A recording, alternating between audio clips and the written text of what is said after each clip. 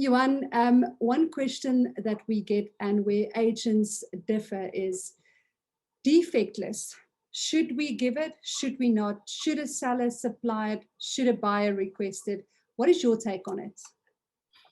Amore, this is quite a bit of a gray area, because with the introduction of the Consumer Protection Act, I think the EAAB and other institutions thought that the defect list is going to be a requirement in terms of the Consumer Protection Act, and that the Consumer Protection Act is going to apply to each and every transaction, which was never the case. So the birth of the defect list, as we call it, is basically a bit of a preemptive measure with regards to the Consumer Protection Act, but later seemed not to be applicable in all instances.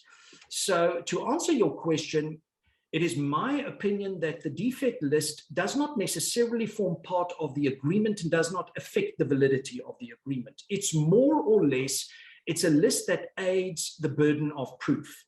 For example, if the seller told you something about a defect and he disclosed it in the defect list, it's going to aid you to say, but Mr. Purchaser, the seller told you about this problem, he disclosed it in the defect list. So I like to refer it as a watch your back Jack list, so in the sense that people obviously alleviate themselves from the burden of proof to say, I have disclosed it to you. I don't think it can do any harm, because it can only aid the purchaser as well as the seller in the event where there's a dispute regarding the foots-to-its clause. So if there is a defect list which forms part of the agreement, or which was subsequently provided to a purchaser, stating that a certain defect has been disclosed, I think the purchaser will have little ground to come back and say, you never told me about it, because it was disclosed, whether it formed a formal part of the agreement or not. But with the new Property Practitioners Bill, which has already been signed into law, but it is not effective yet, these specific defect lists will have to form a formal part of your agreement. It's becoming a requirement, in which event it will affect the validity of the agreement. So it shows you that they do actually take cognizance of these lists and they value them. And it's important to disclose them to both parties. I think as an estate agent and as a participating party, it could just aid the burden of proof. Johan, but I'm a seller. I give you my defect list as the buyer. Does this mean that I need to now fix everything that's on this disclosure list, the cracked window or the door that doesn't open properly? Or am I only disclosing this to you? Not at all. You're only disclosing these specific defects. Again, like I said, in the Consumer Protection Act, even if it would apply, there are instances where I can sell you a product in a specific condition. So if I disclose something to you and I make it very clear that this is a defect, even if it's a patent defect, and I'm not willing to repair that patent defect, but it is present, then the disclosure alleviates me from the burden of obviously having a contractual obligation to fix it up. But it's important that if I disclose it, at least you cannot come back to me and say that I've maliciously concealed it. So I've disclosed it to you. It's then your right as purchaser to say, okay, but now that I know about it, I want to contractually stipulate that you have to, as a condition prior to registration, have to fix it. And then I can decide whether I want to go with that specific condition, or then obviously make you a counter offer or show your offer away. So one of my questions would be, does a buyer request this disclosure list before they buy the property, or when they sign the contract? When do they have the right to request this disclosure list? Well, my humble opinion is that in the light of the fact that it doesn't formally form part of the agreement or doesn't affect the validity of the agreement, it's always better to place your purchaser in a position where he can make an informed decision. So, I mean, if the defect list is provided to him prior to signature of the agreement, it would obviously aid him in the decision whether he wants to accept the offer or the product in its current state or not. But out of a validity perspective, I don't think that it has much of an impact if it is provided to him after he signed the relevant agreement.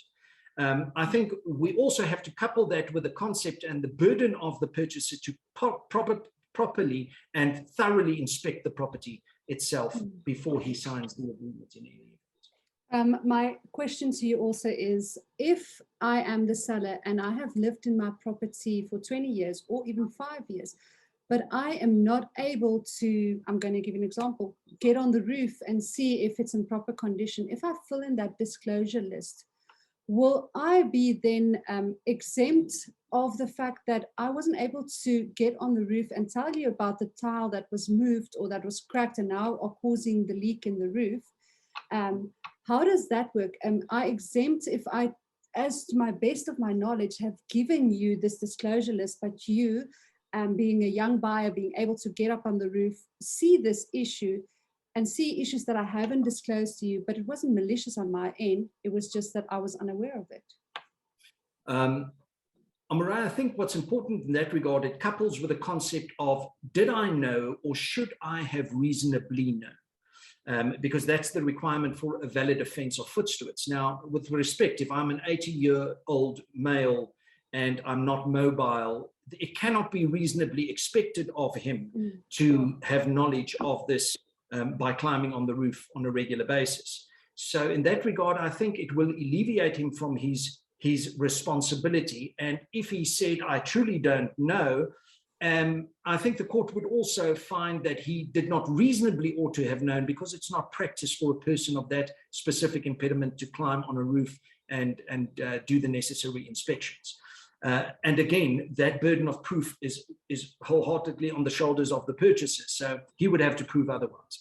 So I think in that regard, I would be exempt from liability, because it could not be reasonably expected of me to do that at my age and with my specific impact. So in summary, what you are saying is, buyer beware.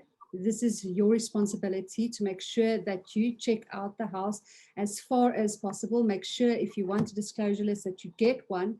And then second of all, be reasonable, because that's what the court are going to be. Be reasonable. And lastly, but most importantly, remember, this is someone's house that you're buying. It's a second-hand house.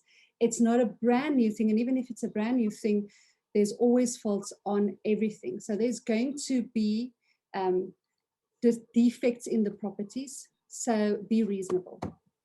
100%. I think you summarized it quite well.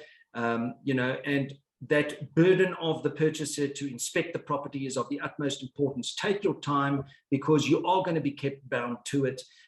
You are declaring in terms of the offer to purchase that you have thoroughly inspected the property, that you've been afforded the time to do so. To come back and then say, well, I didn't have time to open the cupboards and have a look, like you say, open the taps, put on the lights, etc. That unfortunately is not going to acquit you from that responsibility in terms of the agreement. So buyers and sellers, do your due diligence. Thank you, Johan. Only my pleasure. Keep well.